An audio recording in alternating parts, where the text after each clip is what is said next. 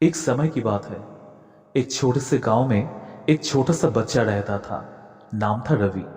रवि बहुत ही बहादुर और समाजसेवी बच्चा था। उसके गांव में एक बहुत ही अजीब और डरावनी हवेली थी, जिसे सभी लोग भयंकर मानते थे। इसलिए उसे भूतिया हवेली भी कहा जाता था।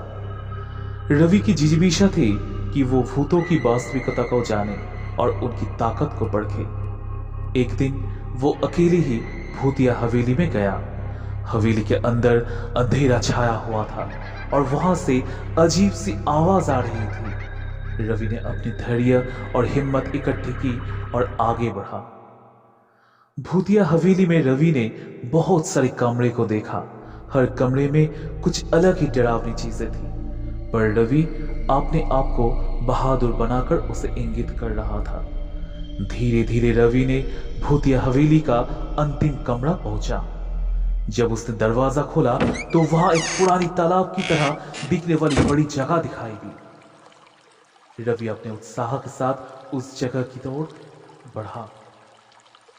जब वो तालाब के पास पहुंचा तो उसने अपने हौसले को और बढ़ाते हुए पानी की ओर आगे बढ़ना शुरू किया।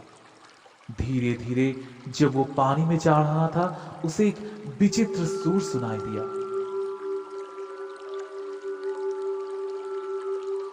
रवि के मन में एक डर उठी, लेकिन वो अपना सामर्थ्य और बहादुरी दिखाते हुए आगे बढ़ता रहा। पानी में आगे बढ़ते ही वो देखा कि उस तालाब में एक भूत था।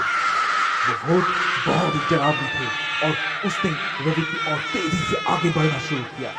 रवि के हौसले उड़ गए और वो पानी की पीठ पर घुस लेकर वापस लौटने की कोशिश करने लगा, लेकिन उसके पीठ पर उसकी माँ की आवाज सुनाई दी। रवि, डरने की कोई जरूरत नहीं है। ये भूत तुम्हारे बारे में कुछ कहना चाहता है। रवि को अचानक आश्चर्य हुआ, लेकिन वो अपनी माँ की कहे से बाहर निकलकर खड़ा हुआ और भूत से सामने खड़ा हो गया। भूत ने कहा, मैं इस हवेली में फंसा हुआ हूँ और मेरी आत्मा शांति नहीं पा रही है। तुम मेरी मदद कर सकते हो। इस हवेली के रहस्य को सुलझाओ और मेरी आत्मा को मुक्त करो।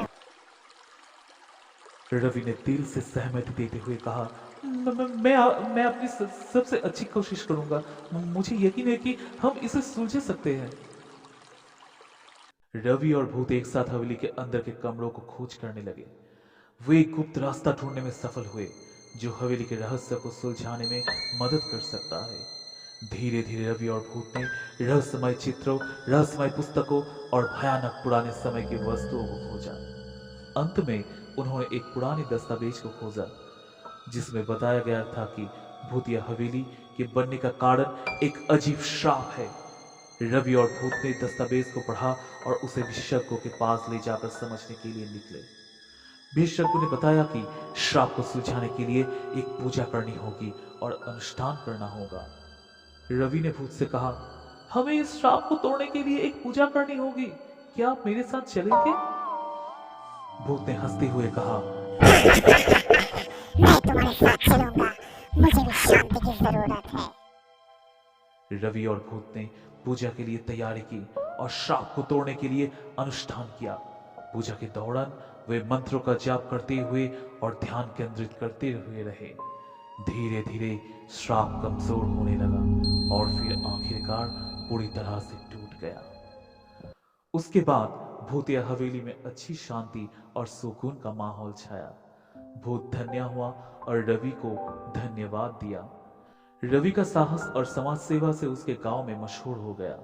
बच्चों के बीच रवि की कहानी और उसकी भूतिया हवेली के अनुभव से बड़ी रोचक बातें सुनाई गई। वे सब अपने मन में उत्साह और बहादुरी की भावना पैदा करने लगा। इस कहानी से बच्चों ने सीखा कि हम डर से नहीं, बल्कि साहस से और विश्वास से काम लेना चाहिए।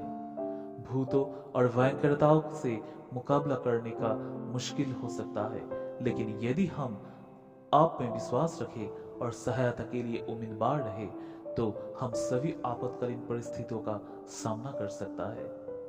ये कहानी बच्चों को न केवल मनोरंजन प्रदान करती है, बल्कि उन्हें साहस, विश्वास और उत्साह का संदेश देती है। ये उन्हें बताती है कि वे अपने भय का सामना करके अपने सपनों को पूर्ति कर सकता है और किसी भी परिस्थिति में अपनी सहायता करने का समर्थन कर सकता है।